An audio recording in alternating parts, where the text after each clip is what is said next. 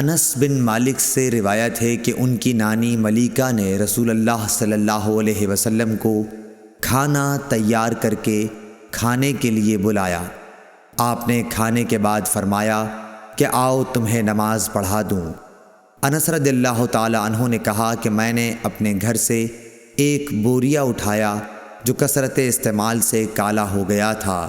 میں نے اس پر پانی چھڑکا، پھر رسول اللہ صلی اللہ علیہ وسلم نماز کے لیے اسی بوریے پر کھڑے ہوئے، اور میں اور ایک یتیم کہ رسول اللہ صلی اللہ علیہ وسلم کے غلام ابو زمیرہ کے لڑکے ضمیرہ آپ کے پیچھے صف باندھ کر کھڑے ہو گئے، اور بوڑھی عورت انس کی نانی ملیکہ ہمارے پیچھے کھڑی ہوئیں۔